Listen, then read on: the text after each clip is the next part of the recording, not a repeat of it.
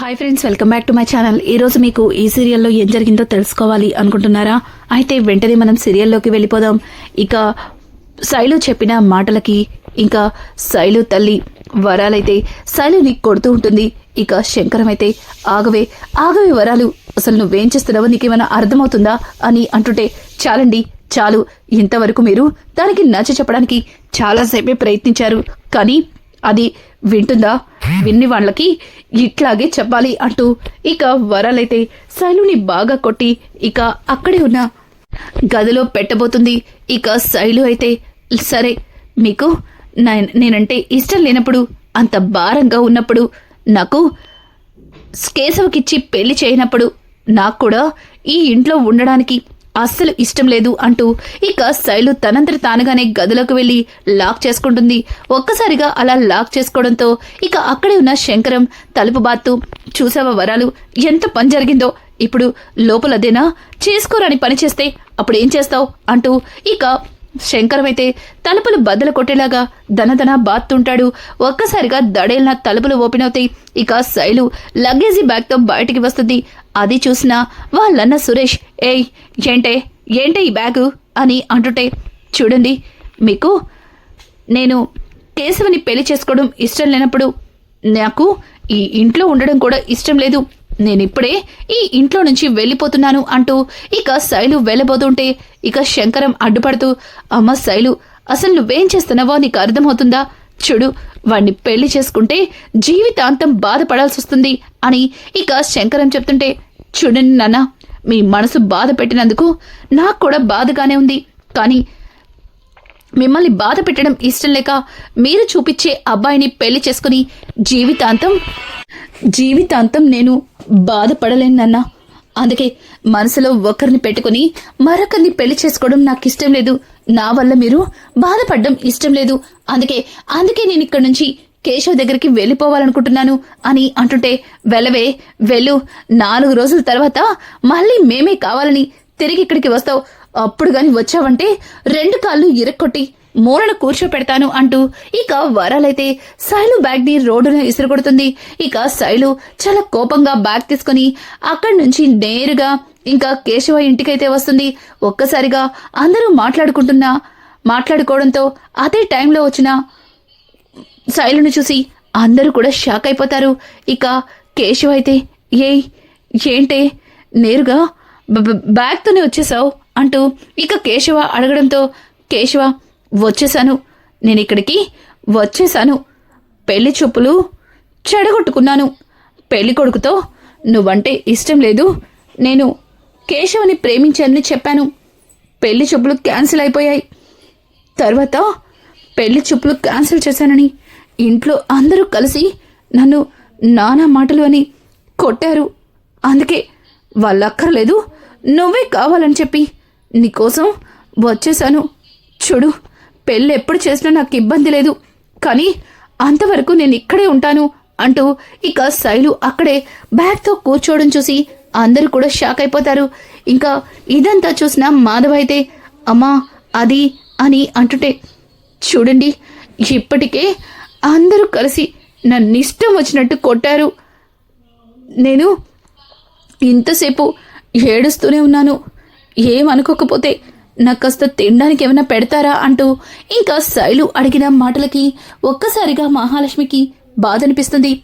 ఉండు, ఇప్పుడే తెస్తాను అంటూ ఇక కిచెన్లోకి వెళ్ళి తను తినడానికి కాస్త భోజనాన్ని అలాగే ఒక గ్లాస్తో వాటర్ని తీసుకొచ్చి శైలు చేతిలో పెడుతుంది. ఇక శైలు అయితే అక్కడ అందరూ ఉన్నారన్న సంగతే మర్చిపోయి ఆకలితో ఆతృతగా ఆ ప్లేట్లో ఉన్న అన్నాన్ని తినేస్తుంది. అది చూసిన అందరూ కూడా బాధపడతారు. ఇక చక్రి అయితే కేశవ్ దగ్గరకు వచ్చి, రేయ్, ఆ అమ్మాయి నిన్ను నమ్ముకొని ఇక్కడికి వచ్చింది, ఇప్పుడు తన గురించి ఏం ఆలోచిస్తున్నావురా అని అంటుంటే, ఇది తినడానికి ఇక్కడికి వచ్చినట్టుందనయ్యా అంటూ ఇక కేశవ మాట్లాడుతుంటే ఒక్కసారిగా మాధవ, రేయ్, నీకు అసలు బుద్ధుందా? ఏం మాట్లాడుతున్నావో నీకేమన్నా అర్థమవుతుందా? ముందు బయటికి రా అంటూ ఇంకా శైలు వైపు చూస్తూ, అమ్మా నువ్వు తిను, ఇప్పుడే వస్తామంటూ ఇంకా కేశవన్ తీసుకుని అక్కడి నుంచి చక్రి, మాధవ అలాగే మహాలక్ష్మి అందరూ కూడా బయటికి వస్తారు. ఇక మాధవ అయితే, రేయ్, తనిప్పుడు ఉన్న పలంగా, రేయ్, తన గురించి ఏం ఆలోచించావు అని అంటుంటే, అన్నయ్య ఏం ఆలోచించాలో అర్థం కావట్లేదన్నయ్య అంటూ కేశవ మాట్లాడుతూ ఉంటే ఇంకా ఇదంతా వింటున్న చక్రి, అదేంటన్నయ్య అలా మాట్లాడుతున్నారు? వీడి మీద నమ్మకంతో వాళ్ళ కన్న వాళ్ళని కూడా వదిలేసి వచ్చేసింది. అట్లాంటి అమ్మాయి గురించి ఏం ఆలోచించాలో అర్థం కావట్లేదని ఈ బండోడు ఎలా మాట్లాడుతున్నారో చూశారుగా. చూడండి అన్నయ్య, ఎలాగో తను వచ్చేసింది కాబట్టి పంతులు గారి దగ్గరికెళ్ళి మంచి ముహూర్తం పెట్టి ఈ 2 రోజుల్లో వీళ్ళకి పెళ్లి చేసేయడం మంచిది అంటూ చక్రి మాట్లాడుతూ ఉంటే ఒక్కసారిగా అక్కడే ఉన్న మహాలక్ష్మి, ఏంటి అసలు మీరు ఏం మాట్లాడుతున్నారో అర్థమవుతుందా? 2 రోజుల్లో పెళ్ళంటే మాటలు కాదు. మొన్ననే వాళ్ళింటికొచ్చి నానా గొడవ చేశారు. ఇప్పుడు తనొచ్చి పెళ్లి చేసేమని చెప్తే మనం తొందరపడి పెళ్లి ఏర్పాటు చేస్తే తర్వాత ఏదైనా జరగరాని గొడవలు జరుగుతాయేమో అంటూ ఇక మహా మాట్లాడుతూ ఉంటే ఇంతలో కేశవ, అన్నయ్య మీరు చెప్పిందంతా చేద్దాం, కాకపోతే నాకు కాస్త టైం కావాలి.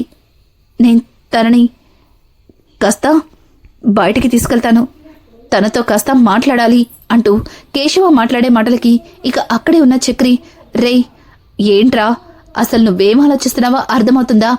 ఆ అమ్మాయి నీ మీద నమ్మకంతో తన కన్న వాళ్ళని వదిలేసి వచ్చింది. అట్లాంటి అమ్మాయి గురించి ఇంకా ఆలోచించాలి అంటున్నావా? రే నువ్వు మరీ టూ మచ్ చేస్తున్నావురా.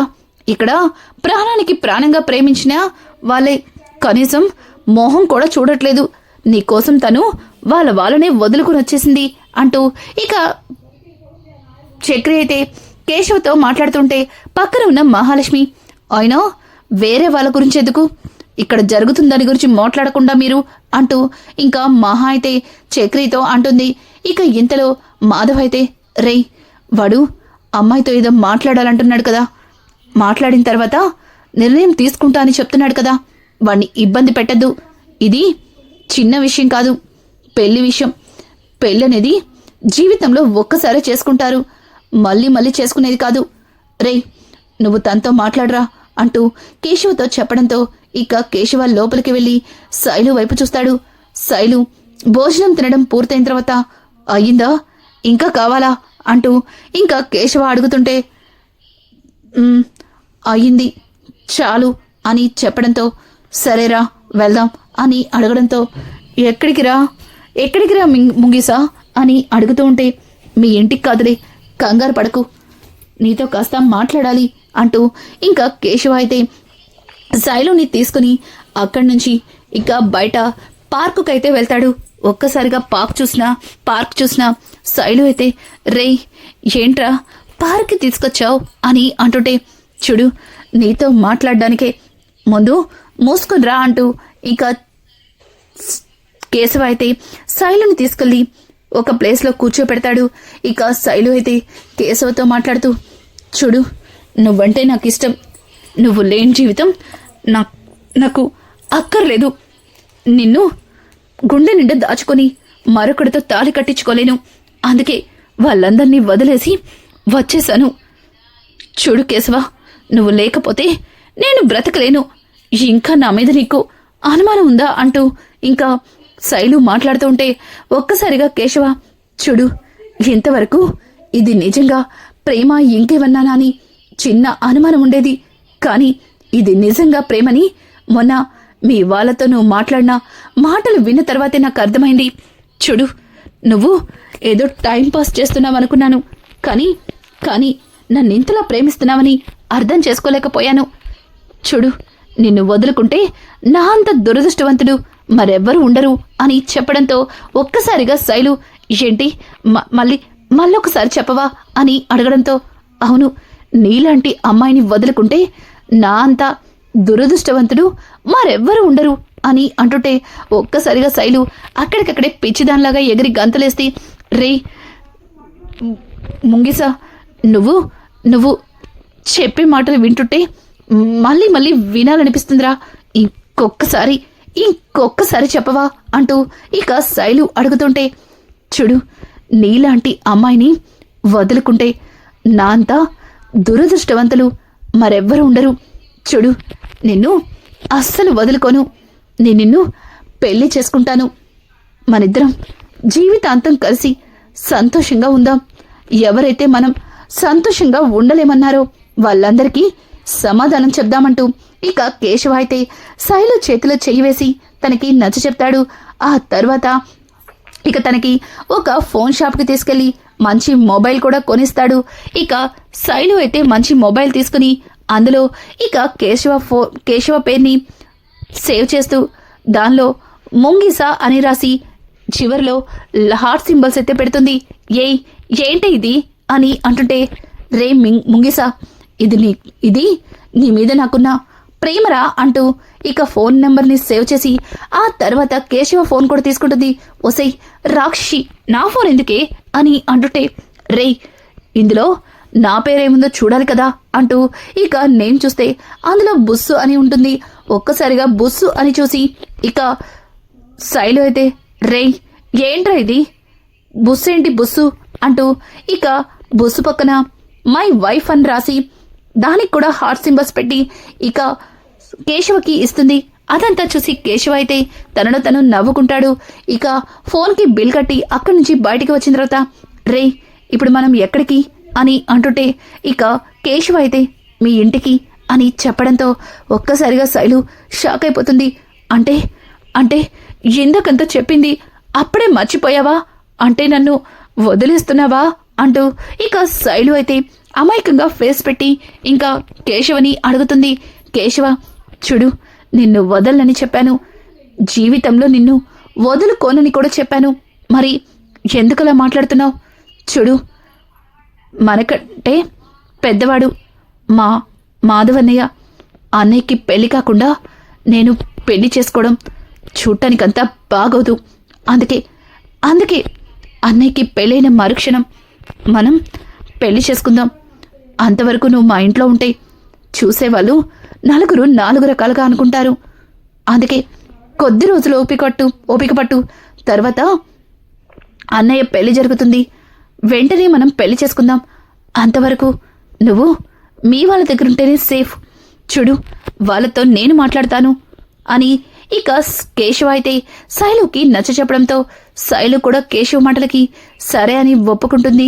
ఇంకా ఇంటికి రావడంతోనే శైలు లగేజీ బ్యాగ్ తీసుకుని బయటికి వెళ్ళబోతుంటే ఒక్కసారిగా అందరూ, ఏంటమ్మా ఎక్కడికి వెళ్తున్నావు, మరి బ్యాగ్ ఎందుకమ్మా అని అడుగుతుంటే ఇంకా కేశవ లోపలికొచ్చి, అన్నయ్య తనని వాళ్ళ ఇంటి దగ్గర డ్రాప్ చేసి వస్తాను అని చెప్పడంతో, రే కేశవ ఏం చేస్తున్నావురా, అమ్మాయిని వాళ్ళ ఇంటి దగ్గర డ్రాప్ చేయడం ఏంటి అని అంటుంటే, చూడండి అన్నయ్య, ఆవేశంలో వాళ్ళతో గొడవపడి వచ్చేసింది, కానీ పెళ్లి కాకుండా ఇలా మన ఇంట్లో ఉండడం పద్ధతి కాదు.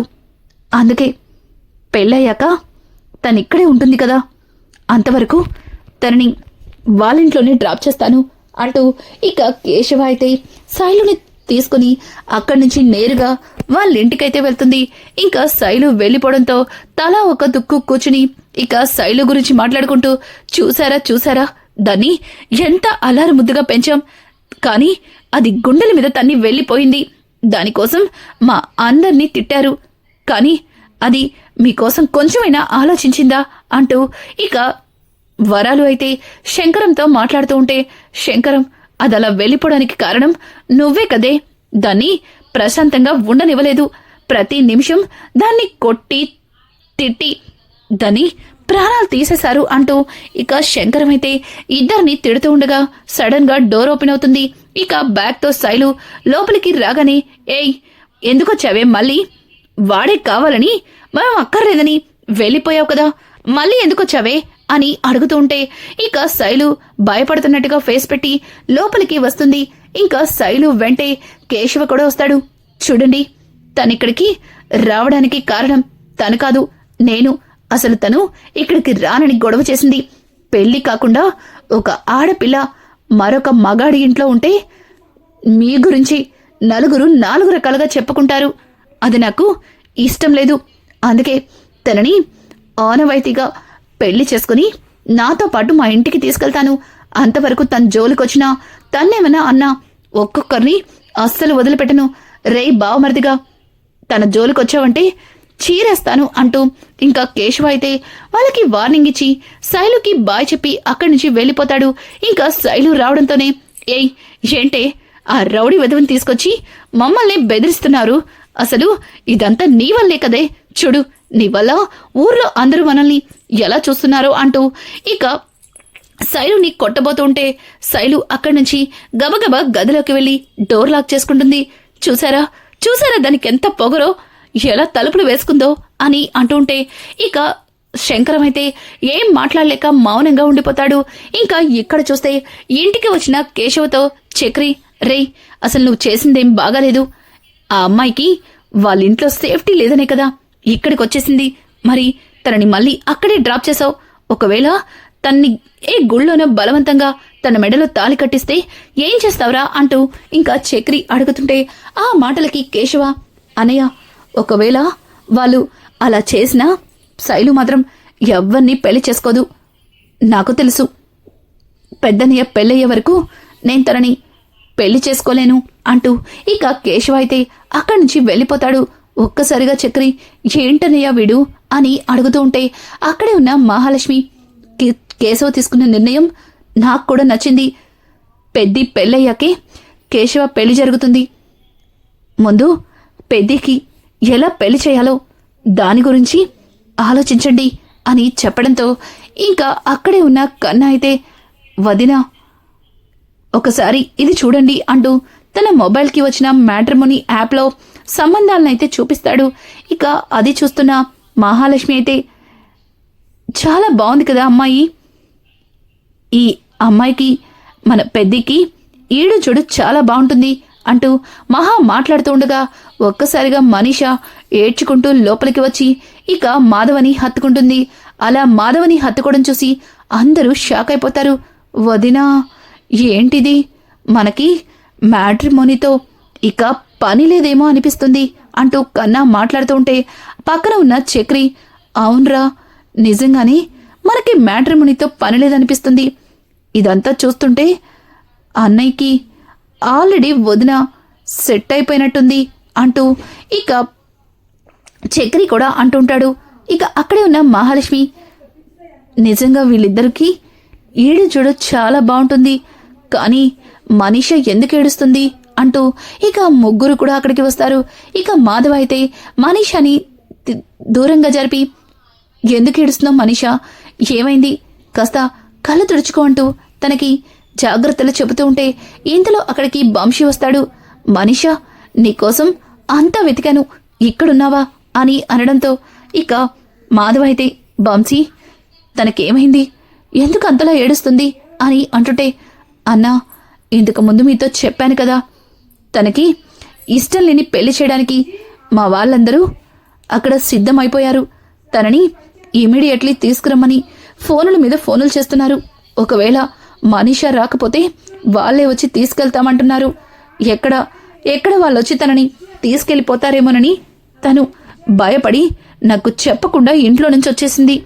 మనీష నీకు ఇష్టం లేని పెళ్లి చేయడం నాకు కూడా ఇష్టం లేదు, కానీ ఏం చేయాలో అర్థం కావట్లేదు అంటూ ఇక వంశీ కూడా బాధపడతాడు. రానున్న ఎపిసోడ్స్లో ఇక మనీషకి సహాయం చేస్తూ ఇక మాధవకి మనీషకి మధ్యలో జోడీని ఎలా సెట్ చేయబోతున్నారు. ఇలాంటి లేటెస్ట్ ఎపిసోడ్స్ మీకు మరిన్ని కావాలి అనుకుంటే మా ఛానల్ని సబ్స్క్రైబ్ చేసుకోవడం మాత్రం మర్చిపోకండి. Thanks for watching. Hi friends, welcome back to my channel.